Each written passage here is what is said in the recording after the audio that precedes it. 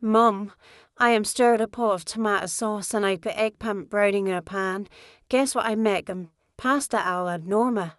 I looked up half a dozen recipes online and chose the one that got the best reviews. Then I took a shopping trip to purchase all the ingredients, and I went to the good supermarket, the one on the other side of town. I'm working hard on this dish. If it doesn't make Enzo shed at least a single tear, I'm going to be seriously disappointed. Mum, mum, mum, mum, mum, mum. I put down the spoon I'm using to stir the tomato sauce and turned to look at Nico, who does not do patient very well. He's wearing the same jeans and t-shirt from his Little League practice today, even though I asked him to change when he got home because they were pretty dirty. But you have to pick your battles sometimes. He's been on the team for 2 weeks, and the coach told me he's one of the star players so far. And I especially liked the way all the other kids cheered for him when he came to bat. Mum, Nico's messy black hair flops in his eyes. Where's Dad? He said he'd practice with me tonight. Maybe he meant after dinner. He juts out his lower lip. I want to practice now. Dad said he'd show me how to throw a curveball. I raise my eyebrows. He knows how to do that. Yeah, it's amazing. You think it's going to go right, but then it goes left, then it goes up, then it goes down, and then it goes right again. I don't know if this gravity-defying curveball is real or not.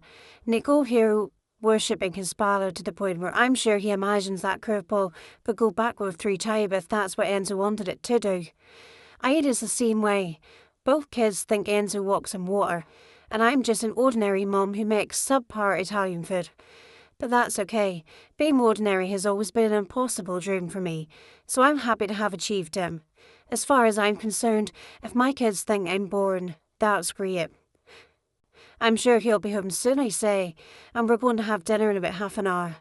Nico crinkles his nose. What are you making? Here's your dad's favourite, pasta alla Norma.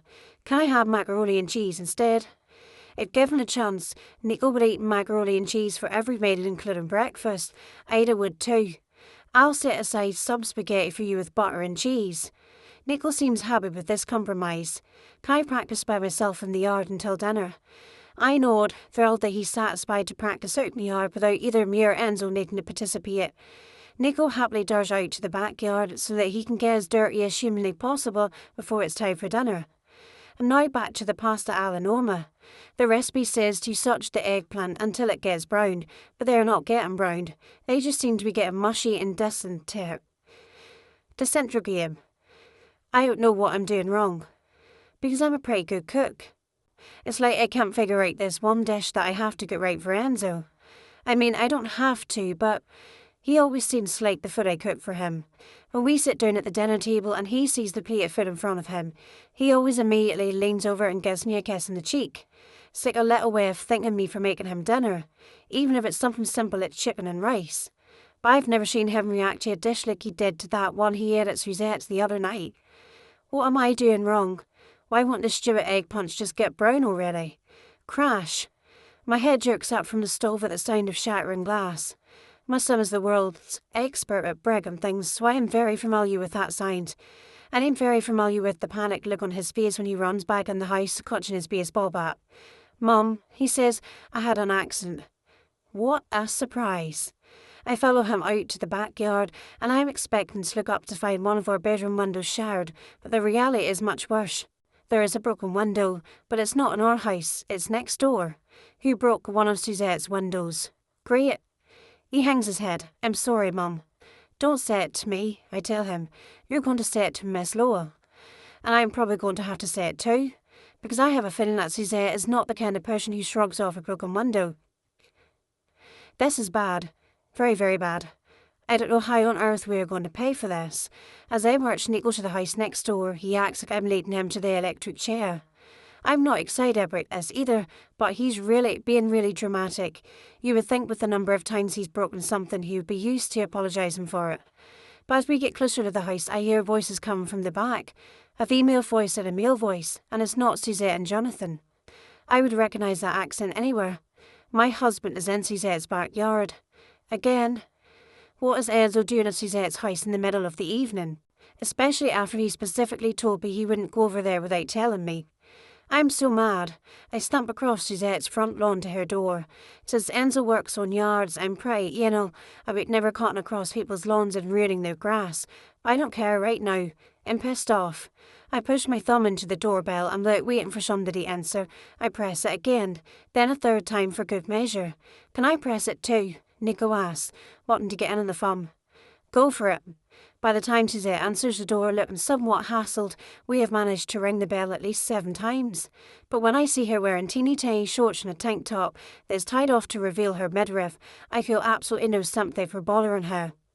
Or even for her broken window. Millie, she flashes me an exasperated look, which only grows more irritated when she sees Nico. I could hear the doorbell fine. Once will do. Is Enzo here? Her irritation vanishes and a smile creeps across her lips. Yes, he's just been helping me out in the backyard. At that moment, Enzo emerges from the back wearing jeans and a grimy white t-shirt, his hands coated in a healthy layer of dirt. Can I use the kitchen sink? He starts to ask, and then he sees me and freezes. Millie? Suzette is eating up this drama, but as much as I hate to disappoint her, I'm not here to catch my husband. We have a more pressing matter. I put my hand on Nico's shoulder and give it a squeeze. I broke your window, he says. I'm really, really sorry. My goodness, Suzette claps a hand on her chest. I thought I heard glass breaking. Nico? Enzo frowns. I told you to be careful hitting the ball in the backyard. Yes. I raise an eyebrow at him. Well, he thought you were going to be playing with him. Now it's Enzo's turn to look guilty. He should have known better, though. When you tell your 9-year-old son that you're going to play baseball with him, it's a good idea to actually do it, or else bad things happen. Windows get broken. Which window was it? Suzette asks. It's on the 2nd floor, I say, the middle one on the side. Oh. She taps a manicured fingernail on her chin. The stained glass window. Stained glass? Oh God, that sounds extremely expensive. Enzo's eyes widen. He's clearly thinking the same thing. There's absolutely no way we're going to be able to afford to pay for a new stained glass window. What if, I say tentatively, Nico performs chores around your house until he's paid off the window? Suzette clearly does not like this idea. Her whole body goes rigid. I'm not sure about that. I need to sell this because we cannot pay for that window or shells. It's the only way for him to learn to take responsibilities for his actions. I look over at Enzo for support. He nods his head slowly. Yes, I agree. Suzette, I think it would be very good for my son to be able to do good chores for you.